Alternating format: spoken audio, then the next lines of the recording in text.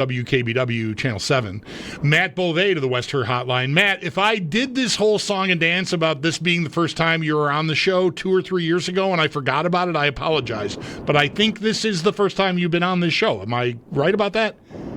I think you're right, and I think that's probably why I'm so unbelievably nervous right now, because this is a big debut, and I'm a little bit scared. I don't want to mess it up and make it my last time.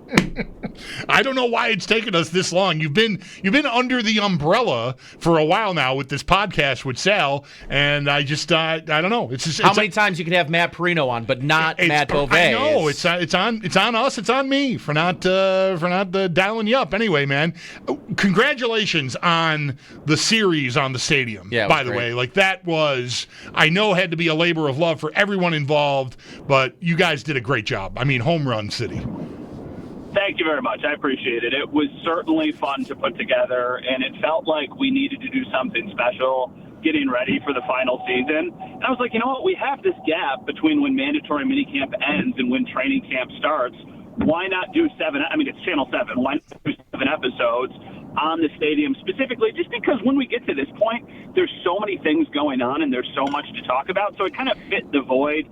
The interviews were awesome. Everybody was so excited to talk about it. And I feel like that's when you get the best stuff, right? When it's something that people are excited to talk about. And with the stadium especially, almost everybody can remember their first time there, the people who they were with, the favorite memories that they've had along the way, the favorite games they were there for. So it was just kind of something that we didn't need to screw up, and we're really happy with the way it pieced together. Is there something or a few things that for you really stand out as the absolute peak highlights of the whole series? Or is that too hard a question to ask? No, there's probably a couple things that stood out. Honestly, I appreciated some of the ways that people opened up that don't always open up. Like Sean McDermott was really good with his interview and really candid about kind of sharing the story about how when the stadium is now no longer standing and he's no longer here, one day he hopes that his kids and grandkids will go there and look at the site and be like, hey, your grandfather won a lot of games here. And that's where he really kind of started to cut his teeth in the NFL. There was a longtime ticket worker, Deb, who worked for the organization, and I asked her, it was one of the first interviews we did, I just said, hey, what do the Bills mean to you? And she just broke down in tears and said everything. And then I looked behind me, and everybody in the room was basically sobbing. And I'm like, I'm so sorry, but it would also so incredibly poignant that I was like, okay, this is going to be really good. Yep. And then getting Marv on the phone was awesome. As you know, I'm from Western New York, so to hear the stories about Marv Levy and know the legend of Marv Levy, but we never interacted with each other. Marv Levy has no idea who I am, but I called him, and he was willing to talk about the stadium, and that was the first person we got to talk. And I was like, okay, like we got Marv. We got Jim eventually. We got all the heavy hitters from the 90s and then some incredible people from the current era. So it was there's a lot of really good moments, but probably Deb breaking down in tears right off the bat was like, whoa, this is going to be pretty powerful. Well, on to the 2025 Buffalo Bills and the Rochester portion of training camp and all the great ice cream and everything. It's all over now, so I know. Shed all your tears. I've never been, so I don't know. I've been to camp. I just have never been to Pittsford Dairy. Either have I. I feel like maybe we've both been. I'm missing. I mean, how badly are we missing out, Matt? I mean, it's ice cream. Okay. What you just said, I feel like is an incredibly accurate take. It is delicious ice cream. There are a lot of places where you can get delicious ice cream. If you were at St. John Fisher University, it's really close by, and it's a really cool place to go. So it's certainly convenient, but it's not like I would make a special trip for it. I feel like there are places that are in Western New York, like our part of Western New York, right, that have just as good ice cream. So it's really, really good, but I also don't want to oversell it and be like, it's the greatest ice cream you'll ever have, because then I would be lying. And like we said earlier, it's my first time on the show, so I don't want to lie to you guys. Fair. Good first step. So I'm usually at camp it depends how many Sundays they play, and then I go out and do the show there on Sundays. And the last 2 years, it's only been once because I have the Ganson tournament the following week, and they're usually there. So when I'm there, I get one chance. Ice cream, I love ice cream, but I'm out there and I'm like, okay, this is my chance to get a garbage plate. I'm going to go do that. And if you've ever shotgunned a garbage plate, which is kind of how I would describe how I eat it, which is I feel terrible afterwards. I feel and then I have an hour and 20-minute drive back home, there is no way in hell I'm topping it with a milkshake or any ice cream afterwards. So that's why I have choices have to be made. Yes, that's right. Yeah, you have to make the smart choices, and you know, obviously, what your body can handle and what your body can't handle. And I certainly would not be doing that combination if I was getting ready to go into a car. And by the way, congratulations on the Ganson win. Thank you. You're the talk of the town, Nate. So very, very well done. Thank you, Bové. I appreciate that, man. Talk of the town. Yeah, listen, I know it sounds. I mean, he barely works here, Matt. You don't have to butter him up. It sounds dramatic, but he's kind of right, Bulldog. He sounds dramatic, but it's pretty right. Yeah. Matt Bové from Channel 7 and co-host of the It's Always Game Day in Buffalo podcast with our Sal Capaccio on Zach the Western. Better not clip that out either, on the Western hotline with us. So how about how this has gone so far? I mean, the injuries this camp have been maybe the story of camp, but fortunately, I guess Maxwell Harrison is the most serious of them, and even that isn't a season-ending type deal, so, knock on something wooden here. They've escaped without anything horrible happening, really, but they've got a lot of nickel and dime type stuff that's just eaten into practice time. Yeah, the big one to me is Cole Bishop, and it's just because it didn't feel like he could afford to be missing any practice, but he has missed most of training camp. So now it's like, okay, when he comes back, is Taylor Rapp going to be back from his injury? And if he is, are they actually going to get any snaps together? Because it feels like the safety position, to me, is probably still the biggest question mark on the entire roster. So for Cole Bishop, he's probably going to start. I think that it's his job and it's Taylor Rapp's job. He just hasn't been able to get those reps, so that's concerning. The good thing about it's not a good thing. You don't want anybody injured. But with the Hairston injury, the way Trey White has played the last 2.5 weeks, I don't think he was winning the job anyway. I think that was going to be Tre'Davious White's job. So now it feels like he can kind of ease his way back into things a little bit, which is definitely nice. And then the only other significant injury, even though there's a lot of injuries, the only other really feels like week-to-week one right now is Khalil Shakir. And Sean McDermott told me today, I asked the question, do you think he's going to be back by the start of the regular season? And he said he does. And Sean doesn't always really give timelines either, so that makes me think that they are pretty comfortably expecting Shakir to be ready to go for week one. So, yeah, I mean, the injuries are a topic because there are so many of them, and it might get really, really messy in this first preseason game with who they have out on the field. But it does feel like they've escaped, anything super major and just anything that's going to really linger into the start of the regular season. Matt, I want to stick with safety because I think it's a interesting position to the points you made with the injuries, and Rapp's kind of been in and out of practice, but he's mostly been there.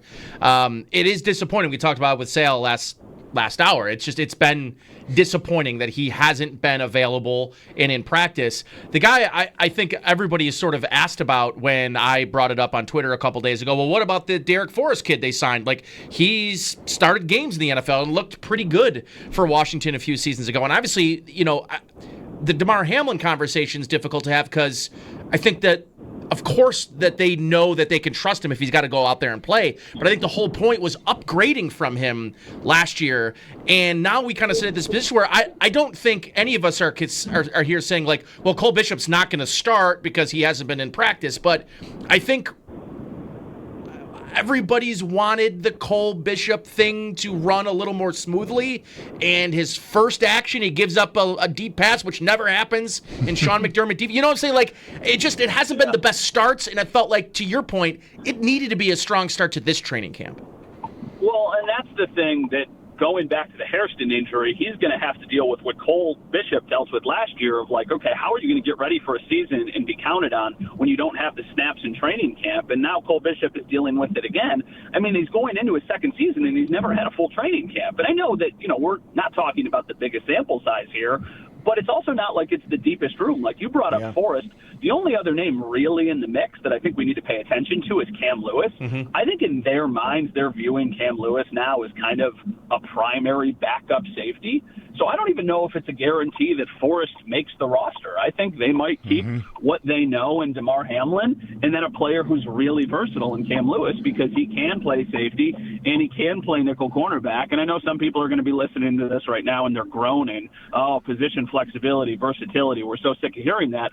Well, that might be the difference in keeping 5 wide receivers or 6 wide receivers. It might be the difference in keeping an extra defensive lineman after you deal with the Hoyt and Ogunjobi suspensions and those guys come back. So I think that they have to get a little bit creative there, but Cole Bishop being injured isn't doing them any favors. The only good news is it feels like he's close to coming back. So even though he did miss most of training camp in Rochester, he should still probably be back out there next week.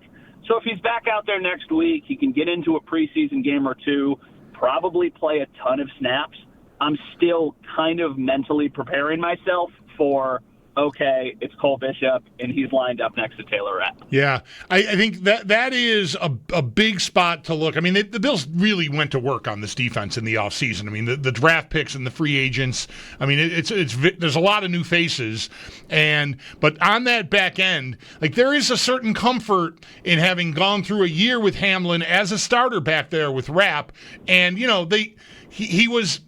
This show, we sort of have a thing with the word fine. Like, fine, how's your meal? It's fine. Like, I ate it. It was good. It could have been a lot better, but fine. I'm fine. And I think Hamlin is like the very definition of how this show uses the word fine. But I think you want more impact plays back there, right? That's the idea behind getting Bishop out there, the athletic profile. Everything should, if it hits, you should be able to get, something in between what you had last year and what you had at like peak Poyer and Hyde, which I know that's a very high bar, but you want to get back to something closer to that than just sort of getting by. Yeah, and theoretically, all of the effort and resources you put into the defensive line should also improve the safety play, just because the quarterback shouldn't have as much time to make something happen. So that's why it's like, okay, yeah, if you can get fine, that's not ideal. I think Cole Bishop has a higher ceiling, but I also think because of the rotation they'll have on the defensive line, because I think Trey White, right, which is crazy, I wouldn't have said this 2 weeks ago, I think Trey White now might even be an upgrade from what they got at the cornerback 2 position for a large chunk of last season. So now you've theoretically, like, once again, improved your corners, you've improved your defensive line, and you should have Matt Milano and Terrell Bernard playing together. So now I feel like if you have a couple holes, maybe they won't be so glaring just because you have improved in other places. I think sneakily this defense could be really good this year. I don't think it's going to be elite, but I think it's going to be much better than it has been, and they need that because the defense has failed them in big moments. But I'm starting to get the sense that the defense is better than the maybe outside of Western New York audience realizes or is giving them credit for. Yeah, I'm glad you mentioned Bernard because you tripped a wire there. I thought to say this a few minutes ago when we were talking more about Bishop, but what Bernard went through in his second year when he was designated as taking over a starter's role after Tremaine Edmonds left in free agency, he missed all of camp and I think even the Orchard Park portion of camp and wasn't really ready to go until shortly before the opener, and he got out there and just was making plays right away. And hopefully Cole Bishop doesn't miss that much time, but it's kind of similar to the situation that they were in with Bernard when he was taking over a starting role. It almost happens every year that there is some random player who we're not talking about enough who kind of jumps onto the scene and really outperforms what their expectations were. And a few of the names that I think are the candidates for that are obviously Cole Bishop. He just fits the profile, second year, whatever. Dwayne Carter is another one. It's like, what exactly is Dwayne Carter? I feel like a lot of people have kind of overlooked him because they've added so many other people on that side. Maybe there's growth from Dorian Williams and whatever rotational role he is in, even though you really like Milano and Terrell Bernard. So I do think that's a good point, though, about, hey, let's not completely write off Cole Bishop because maybe he just needs a couple weeks and familiar with the defense and not the actual physical side of being out on the field. If you had to put a wager down on how the James Cook situation resolves, he just comes in and plays on his existing contract. They reach an agreement on something maybe like the Kyron Williams extension from 2 days ago, or he doesn't get an extension and chooses to sit out regular season games. Where would you put your chips? So actually none of the three. I think the most likely outcome is that they give him a couple $1 million almost to appease him and just get him back into the building. Well, he's already in the, I shouldn't say that. He's already in the building. Yeah. Get him back practicing and available and ready to go. And then they circle back to all of this next year just because the Kyron Williams thing makes sense to me. I understand that contract. There could be some similarities there. But the big difference, and some people might not like this, some people might think that James Cook is way better than Kyron Williams, and I don't think that's crazy. Kyron Williams is on the field all the time. Yep. He's on the field more in that offense than pretty much everybody besides their offensive line and Matthew Stafford. James Cook isn't on the field more than half of the time. So today, Josh Allen is talking about, hey, we really hope we get something done with James Cook. We desperately want him. And then a minute later, he says, I think Ty Johnson's the best third down back in the NFL. It's like, okay, for sure. But if you think Ty Johnson's the best third down back in the NFL, you're not taking him off the field. So are you willing to give James Cook what he's asking for to be a player who, let's say he even increases his workload 60% of the time? Is he worth $11-12 million? I don't know the answer to that. If you could get him around that price, I'd be fine doing it for 2 or 3 years. I don't think that would be a bad move, but I'm certainly not going higher than that, and I'm certainly not going longer term than that. But that's just me. But I think what ultimately happens is they write him a couple $1 million check, they add it onto his contract, he comes back, he plays, and then they reevaluate because, I mean, he's not going to get 16 rushing touchdowns again. There's going to be some touchdown regression, and then maybe it's a number that is easier to fit into your kind of formula moving forward. So the other guy that this year, I think a lot of the conversation around outside of Keon Coleman, because I think he was probably front and center as the guy that everyone had been talking about and needing a good camp this year, and by all accounts is definitely having that camp and a lot of highlights for Keon Coleman. The other guy is Dalton Kincaid, and I think yesterday or maybe it was this morning, goes down late in practice with a little bit of, I think it was a knee, but nobody really made a big deal of it after practice, or maybe his ankle, maybe that's what it was. Where are you, Matt, with his role on this offense going into this year, and just how important is his change for you, his importance, him being good as the important piece to how this offense maybe gets better than they were last year going into this year? Probably the two guys you mentioned are the two biggest X factors I have on the entire offense. I think I would still trust Dalton Kincaid a bit more than Keon Coleman. That doesn't mean that I don't think Keon Coleman can be an effective player. I just think the skill set for Dalton Kincaid and the lingering injuries he had last year were probably more significant than we think. And it's easy to go back to the AFC Championship game and that ball in the air and hitting the ground and that leaving a sour taste in everybody's mouth because, it's a play he probably should be able to make. But I still think Dalton Kincaid has a big role in this offense. Would any of us be shocked if Dalton Kincaid leads this team in targets this year? I don't think any of us would be shocked. That's not happening with Keon, right? So that's why I think he is legitimately the biggest X factor, because if you get a rookie year Dalton Kincaid version plus a little bit of improvement, we're talking about a really effective and useful tight end. So I don't exactly know what they're going to do on offense and how much 12 personnel they're going to run and how much Dawson Knox is going to be involved. So I don't know if he's ever going to be, a guy who's getting 120, 130 targets or a Trey McBride or anything like that. But I do think that this could be a sneaky big year for Dalton Kincaid. So I do really think he's a huge X factor for them.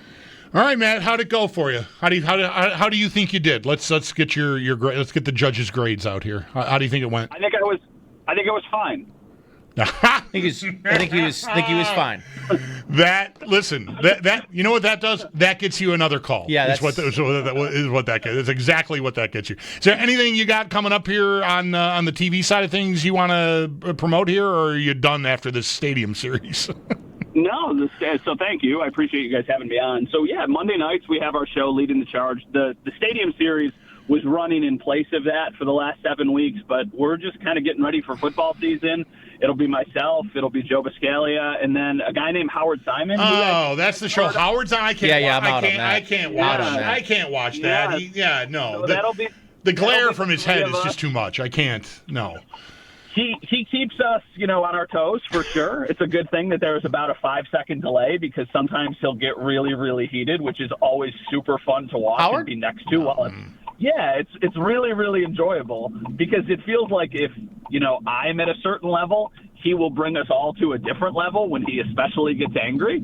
So, we're doing those every single Monday night. During the season, it's 7 to 8. Right now, it's 7:30 to 8 o'clock. And then, just all of our work on Channel 7, WKBW.com. We're full, you're jumping into the deep end with Bills coverage here. Does Howard still sit there on set with a yellow legal pad? Yes. Okay. Yes, that's all I needed to know. Nothing changes. All right. Yeah. No. With the yellow legal pad. That goes back to the summer of 1994 when I interned for him at WBEN. The yellow legal pad is still, and for years I did the same thing because protege. Yeah. Right.